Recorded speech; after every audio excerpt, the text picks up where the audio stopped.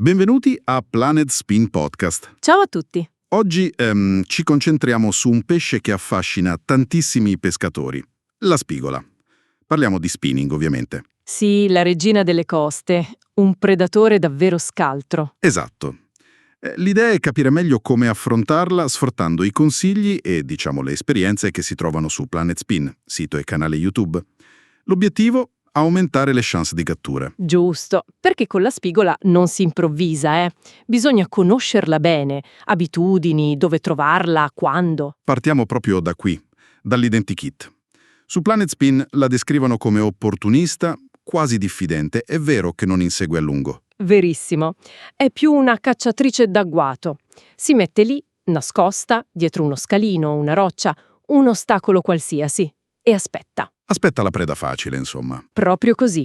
Risparmia energia, attacca prede lente, vicine, attiva tutto l'anno, ma ha i suoi momenti. Alba, tramonto, notte. E poi c'è quella cosa della bocca delicata, giusto? Un aspetto cruciale. Fondamentale. Recupero sì deciso, ma senza strappi violenti. Bisogna accompagnarla, altrimenti si slama che è un piacere, purtroppo. Capito. E come habitat?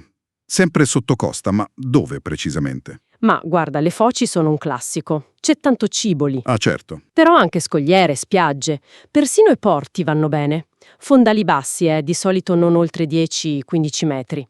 E poi risale anche i fiumi, sai, non è raro trovarla in acqua salmastra o quasi dolce. Molti aspettano l'inverno per le spigole grosse. C'è un perché. Lo spiegano su Planet Spin. Sì, tra novembre e febbraio più o meno gli esemplari più grandi si avvicinano per la riproduzione. È il periodo top per cercare la taglia. Però si prende tutto l'anno, mi pare di capire. Assolutamente. Magari non sempre di taglie record, ma si prende. Però non basta la stagione, occhio. Ah, ecco. Le condizioni meteo. Qui entra in gioco il mare mosso, la famosa schiuma. Esatto, o meglio, la scaduta, cioè quando il mare grosso inizia a calmarsi, o anche il mare che monta. Quindi non la mareggiata piena. Diciamo che la turbolenza aiuta, smuove il fondo, intorbida l'acqua, mette in difficoltà i pesciolini e la spigola ne approfitta. La schiuma è un'ottima alleata, la nasconde. Perfetto. E come spot? Foci, scogliere, spiagge, porti. Come ci si orienta? Beh, dipende un po'. Le foci, come dicevamo, ricche di cibo. Magari pescare ai lati, cercare i cambi di profondità. Ok. Le scogliere ottime d'inverno, ma attenzione agli incagli. Magari esche top water o che affondano poco. Immagino. Sulle spiagge serve il mare giusto, quello mosso. Si cercano i canaloni, le buche formate dalla corrente. E i porti? Beh, i porti sono buoni quasi sempre, c'è sempre minutaglia. Parliamo di attrezzatura. Canna e mulinello.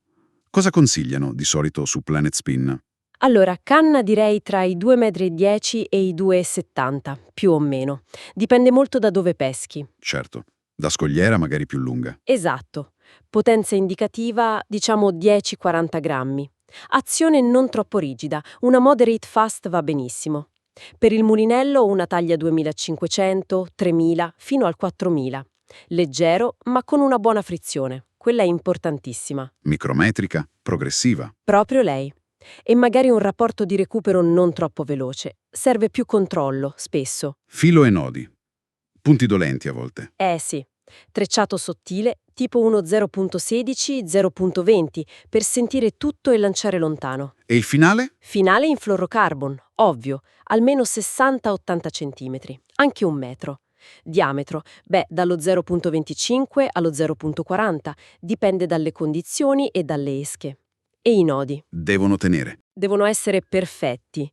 Nodo di giunzione treccia fluoro, tipo un FG Knot fatto bene, e nodo sull'artificiale, un Palomar per esempio. Affidabilità prima di tutto. E siamo alle esche. Qui si apre un mondo. Minno, jerk, gomme, VTD, popper. C'è l'esca regina. Ma la verità è che non c'è l'esca magica che funziona sempre. Bisogna adattarsi. Osservare, capire cosa gira in quel momento. Esatto. I minno, specie quelli suspending, sono ottimi per le pause. Le gomme, cioè le soft bite, shad, anguilline, sono super realistiche. E si possono innescare antialga, utile tra gli scogli. Proprio così. Poi i top water, VTD, popper, attacchi in superficie da cardiopalma. E il recupero. Si dice sempre, Lento, lento, lento.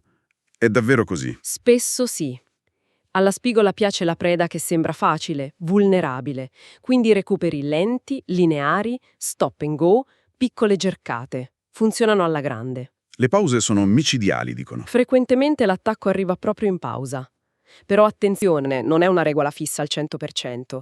A volte magari con pesce apatico, un cambio di ritmo, un recupero più vivace con certi tipi di esche può fare la differenza.